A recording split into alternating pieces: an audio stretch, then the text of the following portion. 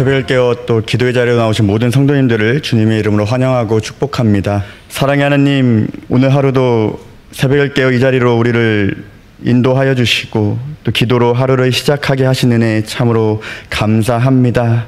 또 우리가 하루를 기도로 시작할 때 그것 가운데 기적의 시작이 되고 또 하루의 승리가 있을 줄 믿습니다. 이 자리에 모인 모든 성도님들 한 명 한 명 주님 기억하여 주시고 기도의 자리를 통해 응답의 경험이 있게 하여 주시고 기도의 자리를 통해 힘과 능력과 성령 충만함을 허락하여 주시사 삶의 순간순간마다 기도를 통해 승리할 수 있도록 친히 인도하여 주시옵소서. 또한 새벽을 깨어 나온 우리의 다음 세대들을 기억하여 주셔서 기도의 자리를 통해 하나님을 깊이 경험케 하여 주시고 또한 부모 세대들이 경험했던 그 기도 부모 세대들이 경험했던 그 신앙의 경험이 이 자리를 통해 경험하게 하여 주셔서 평생을 기도로 나아가는 우리의 다음 세대들, 기도로 하나님께 간절히 부르짖으며 날마다 기도의 응답을 경험하는 다음 세대가 될 수 있도록 축복하여 주옵소서. 여러 가지 어려운 상황 가운데 있는 주의 사랑하는 자녀들이 있습니다. 그들의 필요를 공급하시고 또한 어려운 상황 가운데 또한 육신의 연약함 가운데 있는 자들을 친히 치료하시고 회복시켜 주시옵소서. 날마다 하나님께서 우리에게 말씀을 허락하심에 감사합니다. 오늘도 겸손하게 말씀 앞에 나아가고자 하오니 말씀을 통해 깨달음을 허락하여 주시고 이 시대를 살아가는 우리가 어떠한 삶을 살아가야 하는지를 깨달아 우리의 일상 가운데서 말씀으로 살아내며 말씀으로 승리케 하여 주시옵소서. 모든 기도 제목들 주님께 올려드리며 살아계신 예수님의 이름으로 기도합니다. 아멘. 하나님께서 오늘 우리에게 주신 말씀은 예레미야 46장 1절부터 12절까지의 말씀입니다. 예레미야 46장 1절부터 12절까지의 말씀입니다. 말씀을 교독하시고 마지막 절을 함께 읽겠습니다. 이방 나라들에 대하여 선지자 예레미야에게 임한 여호와의 말씀이라.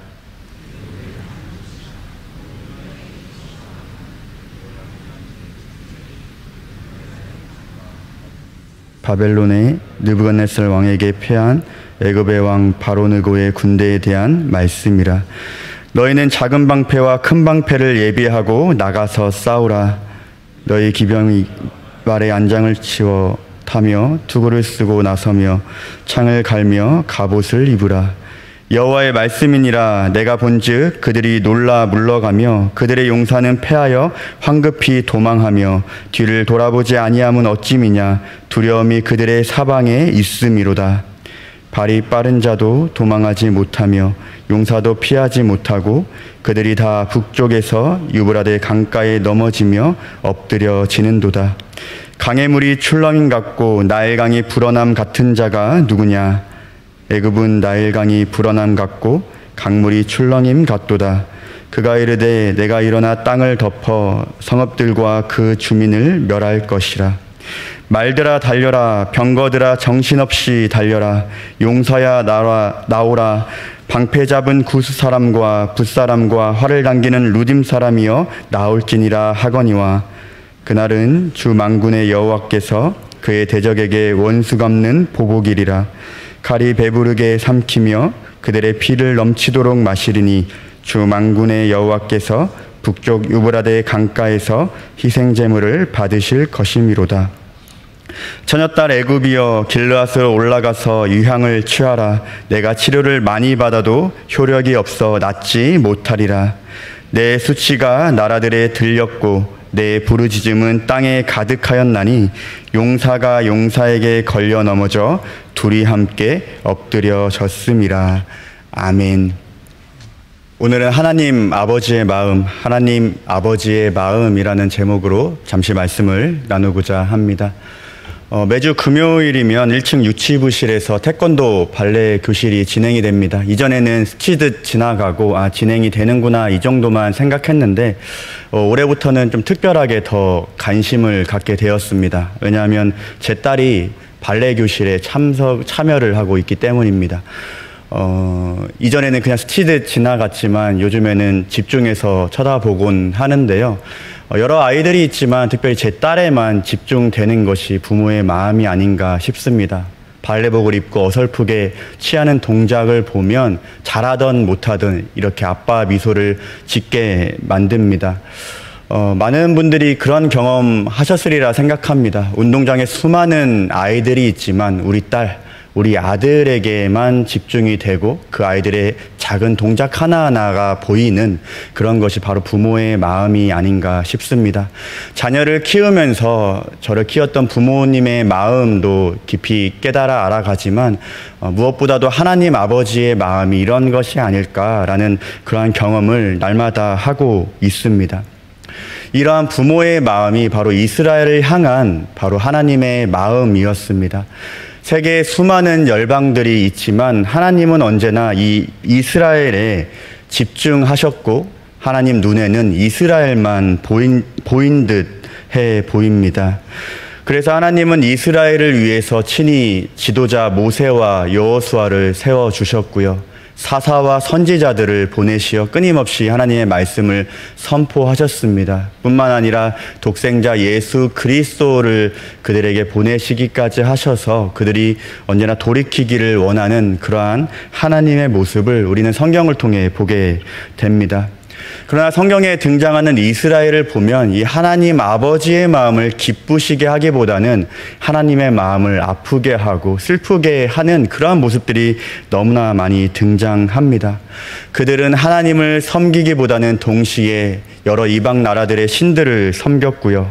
하나님을 의지하기보다는 열방의 강한 강대국을 의지했고요. 또한 하나님이 아닌 사람을 왕으로 세우며 하나님이 아닌 사람을 왕으로 받들어 모시기도 했습니다.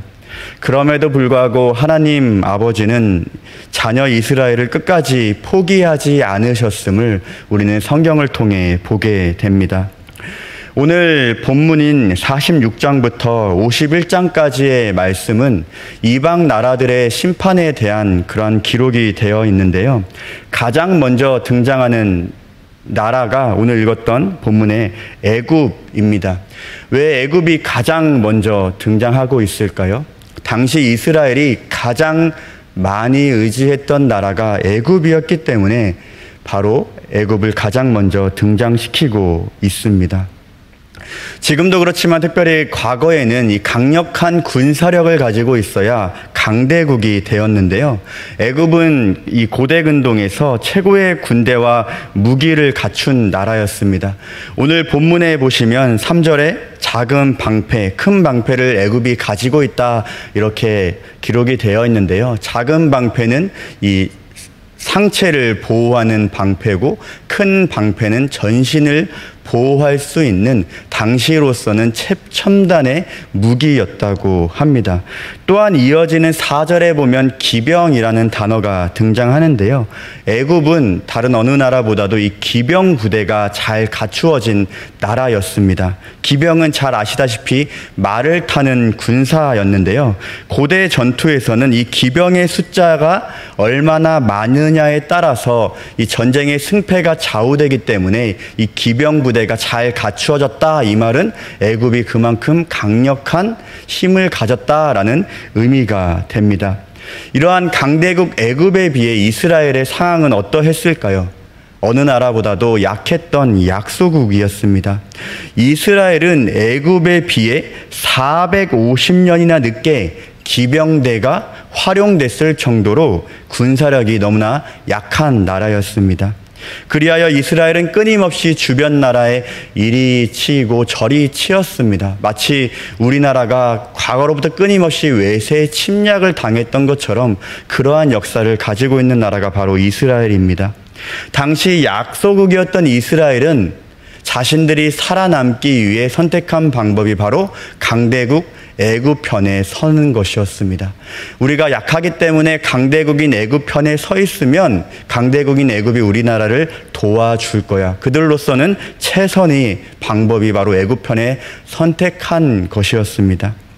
고대 문화에는 지역신이라는 개념이 있었는데요. 지역신이란 각 지역, 각 나라의 신들이 있다는 것입니다. 그래서 당시 사람들은 전쟁을 할 때 나라끼리의 전쟁일 뿐만 아니라 이 신들의 전쟁이라고 이렇게 생각했습니다. 만약 전쟁에 승리하면 그 지역의 신이 승리한 것이다 라고 그들은 그러한 개념을 받아들였던 것이죠. 그래서 패배한 나라는 승리한 나라의 신들을 이렇게 모셔서 섬기기도 했고, 약소국, 이스라엘같이 약한 나라는 강해지기 위해 강한 강대국의 신들을 모셔와 섬기는 일들이 빈번했습니다. 그래서 당시 문화의 영향을 받았던 이스라엘 역시도 당시 군사적, 정치적, 경제적으로 앞섰던 강대국의 신들을 모셔와 섬기게 됩니다. 그리하여 이스라엘 안에는 하나님과 더불어 애굽의 신, 하나님과 더불어 블레셋의 신, 하나님과 더불어 아수르의 신, 하나님과 더불어 바벨론의 신 등이 함께 공존하게 된 것입니다. 어떻게든 나라가 강해져야 하니까, 어떻게든 전쟁에 승리해야 하니까, 어떻게든 부강해져야 하니까 약소국이었던 이스라엘은 이러한 문화적 영향을 받아 이러한 선택을 계속해서 끊임없이 하게 된 것입니다. 하나님은 자신을 불신하고 세상의 힘을 의지하는 이스라엘을 보면서 어떠한 마음이 들으셨을까요? 성도님들, 자녀가 삐딱선을 타고 잘못된 길로 이렇게 간다면 부모로서 어떠한 태도를 보이시겠습니까? 사랑의 매를 드셔야 하겠습니까? 말로 잘 타일르시겠습니까? 어떻게든 어떠한 선택을 해야 할 것입니다. 하나님은 바로 교육을 하셨습니다. 하나님의 자녀 이스라엘이 회복하도록 실물로 교육하셨습니다. 이스라엘이 그토록 의지하고 있던 애굽을 심판하시며 그들의 눈으로 똑똑히 볼 수 있도록 실물 교육을 하셨습니다. 애굽을 심판하시면서 하나님이 어떠한 분이신지를 가르쳐 주셨습니다. 오늘 읽었던 본문 5절과 6절 말씀입니다. 여호와의 말씀이니라 내가 본즉 그들이 놀라 물러가며, 바로 애굽입니다. 그들의 용사는 패하여 황급히 도망하며 뒤를 돌아보지 아니함은 어찌미냐. 두려움이 그들의 사방이 있음이로다. 발이 빠른 자도 도망하지 못하며 용사도 피하지 못하고 그들이 다 북쪽에서 유브라데 강가에 넘어지며 엎드려 지는도다. 하나님은 심판을 예고하십니다. 오랜 시간 동안 강대국으로 군림했던 애굽이 신흥국과 바벨론에 패배하게 됩니다. 애굽의 패배는 우리는 그냥 성경을 보니까 애굽이 졌구나 생각하지만 역사적으로 보면 굉장히 놀라운 사건이 바로 애굽의 패배입니다. 왜냐하면 절대로 질 수 없었던 전쟁에서 애굽이 패한 것이기 때문입니다. 당시 바벨론은 강대국이 아니었습니다. 이제 막 태어난 그러한 신흥국이었기 때문에 군사력이 애굽에 비해서 형편없었던 상황이었습니다. 그런데 어떻게 신흥국, 이제 막 태어난 국가였던 바벨론이 강력한 애굽 군대와의 전쟁에서 승리할 수 있었을까요? 바로 하나님께서 일하셨기 때문입니다. 바벨론의 승리는 바벨론이 어떻게 싸움을 잘해서 승리한 것이 아니라 하나님께서 하신 일이기 때문에 바벨론이 승리할 수 있었습니다.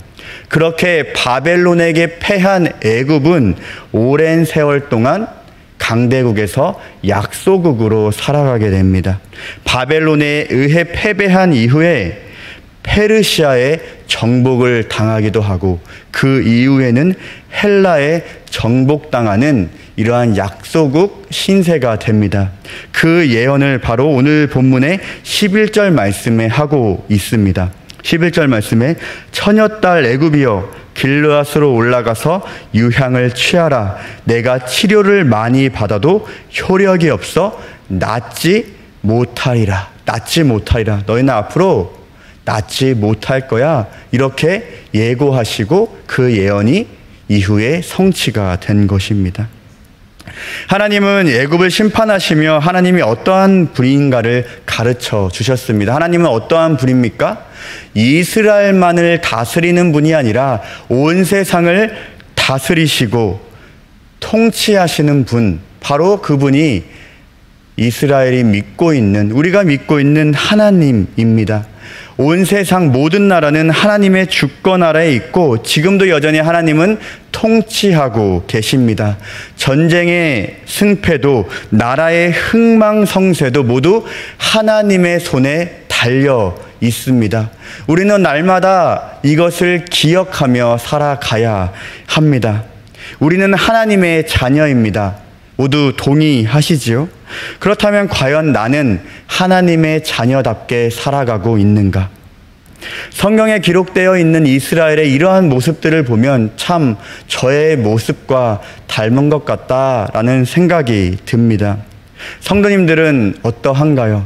이스라엘의 이런 모습들, 하나님을 배신하고 하나님 말을 안 듣고 세상을 의지하고 세상을 따라가는 이러한 모습들, 그러한 모습과 우리의 모습들 참 많이 닮아 있지 않은가요?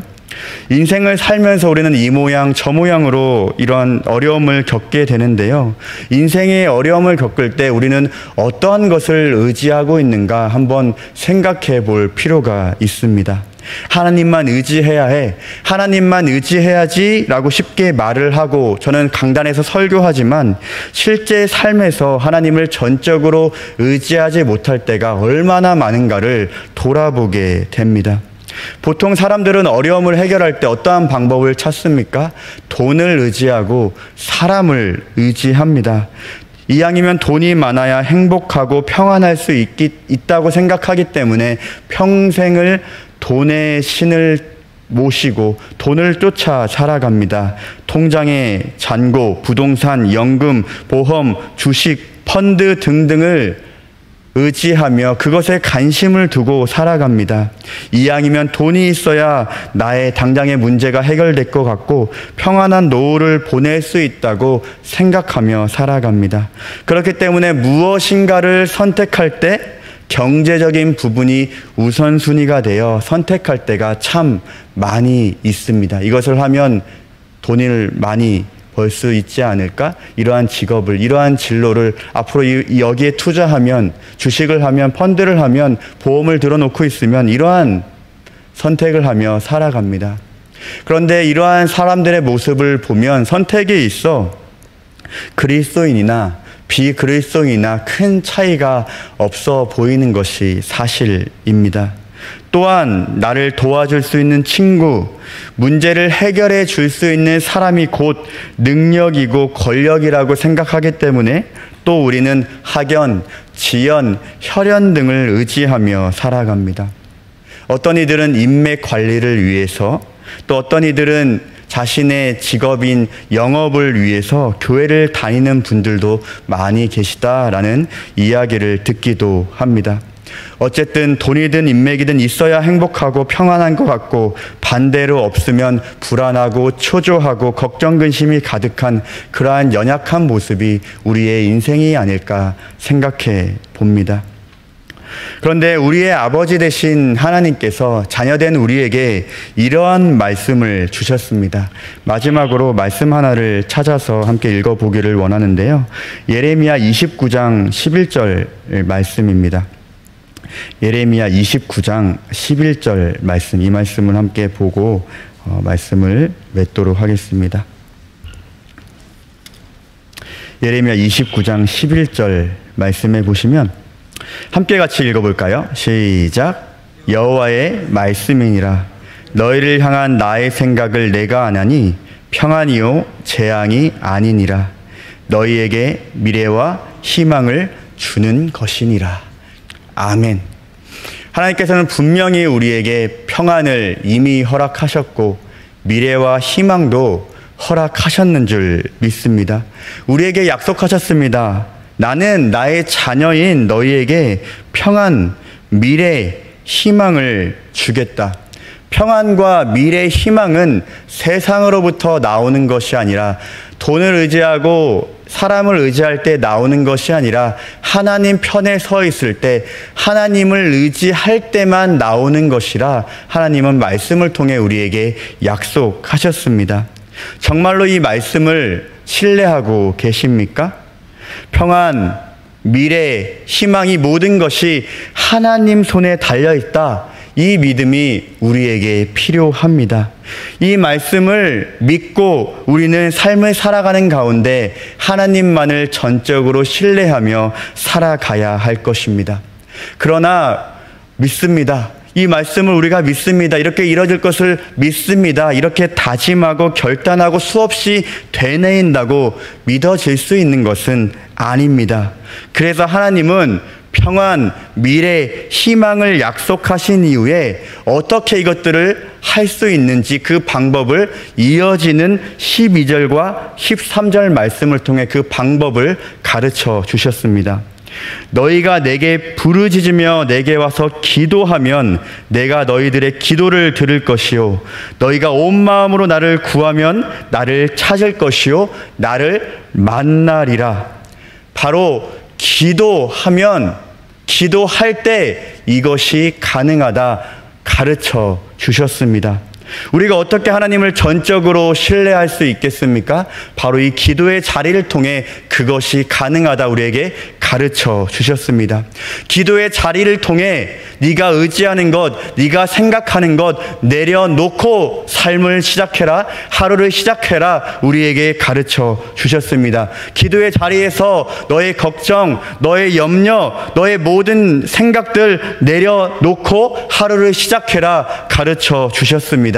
기도의 자리에서 세상을 의지하는 것, 세상을 생각하는 것, 사람을 생각하는 것, 그것을 내려놓을 때만 하나님께서 주시는 평안과 미래와 희망을 우리가 소유할 수 있을 줄 믿습니다. 이것을 끝까지 지키고 계시는 성도님들 계시는 줄 압니다. 그것을 우리가 경험하고 증명해야 합니다. 아, 기도의 자리에 있을 때 다르구나. 기도의 자리에 있는 사람이 정말 평안하구나. 미래와 희망을 소유하고 살아가고 있구나. 이 기도의 자리를 통해 우리가 소유하며 세상에 증명하는 것이 바로 이 기도의 용사들, 기도의 사람들의 책임인 줄 믿습니다. 이곳에 왜 우리를 잠을 못 자고 새벽을 깨워 우리를 이 자리에 불러주셨을까요? 평안과 미래와 희망을 주기 위해 이 자리에 우리를 보내신 줄 믿습니다. 우리의 기도를 들어주시기 위해, 우리를 만나주시기 위해 우리를 이 자리에 부르신 줄 믿습니다. 오늘 우리 함께 부르짖는 시간 되기를 소원합니다. 하나님, 내가 전적으로 신뢰할 수 있도록 믿음을 허락하여 주시옵소서. 세상의 걱정과 근심과 모든 염려들을 내려놓고 하나님 말씀을 의지하며 오늘 하루를 시작할 수 있도록 하여 주시옵소서. 그래서 세상을 바라보고 사람을 바라보고 돈을 따라가는 이 세상 가운데 전적으로 하나님만 의지하는 내가 되게 하여 주시옵소서. 오늘 그 기도 제목을 가지고 함께 부르짖는 시간이 되기를 소원합니다. 함께 주기도문 하시고 오늘 그러한 부르짖음이 있는 자리가 되도록 함께 나아갑시다. 함께 주기도문 하겠습니다. 하늘에 계신 우리 아버지여, 이름이 거룩히 여김을 받으시오며 나라가 임하시오며 뜻이 하늘에서 이루어진 것 같이 땅에서도 이루어지이다. 오늘 우리에게 일용할 양식을 주시옵고 우리가 우리에게 죄 지은 자를 사하여 준 것 같이 우리 죄를 사하여 주시옵고 우리를 시험에 들게 하지 마시옵고 다만 악에서 구하시옵소서. 나라와 권세와 영광의 아버지께 영원히 있사옵나이다. 아멘.